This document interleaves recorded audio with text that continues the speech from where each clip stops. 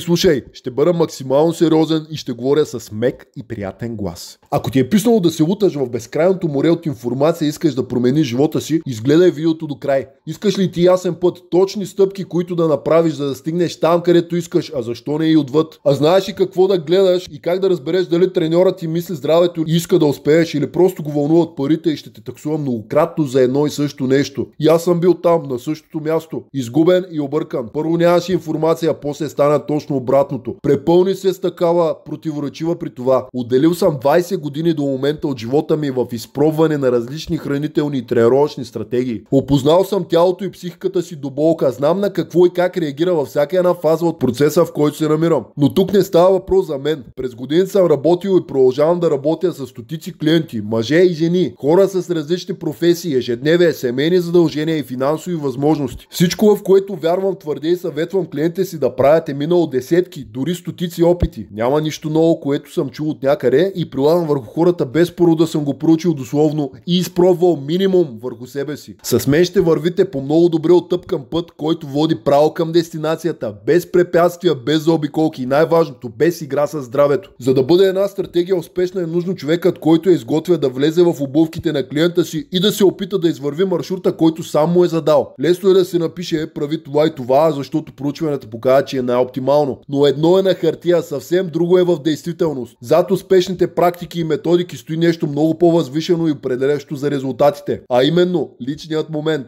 Някои треньори са прекалено взискателни към тяхните клиенти и се опитват да наложат дисциплина, присъща за човек, който ще се явява на състезание. Има и друга крайност, която обещават лесните резултати, без усилия, без решения, в някои ще гарантират съседното тяло, дори без тренировки. Истината е по средата, в баланса, в това, което е най-добре за конкретния човек, а не по принцип. Какви тренировки обича да прави, а не какво е най-продуктивно. Резултатите се градят бавно и се губят бързо. Затова дори не толкова оптимален тренировъчен подход би довел до по-добри резултати от перфектния в кавички, който ще се спазва за кратко, после ще се изпълнява с нежелание, докато в един момент не ни откаже от спорта. С храненето нещата стоят по същия начин. Не един път съм казвал, че диетите са за болни хора и че не трябва да си търси магически режим, който ще ти изкара почките на корема. Това, което ще ти извадя тялото, е същото, което ще поддържа постигнатите резултати. Хора, мислете разумно, имате критично мислене. Резултати без усилия и пот няма. Но това не означава, че не може да се насладите на процеса и да виждате как тялото ви се променя със всеки изминал ден. Когато всичко е съобразено с вашето ежедневие, нужди и цели. Аз мога да ви дам много повече от режим за следване. Аз ще бъда до вас на всяка една крачка, помагайки ви да поддържате темпото и да не залитате в страни. Оставете мисленето на треньора и се насладете на процеса. Резултатите не закъсняват, когато се придържаме към пътя.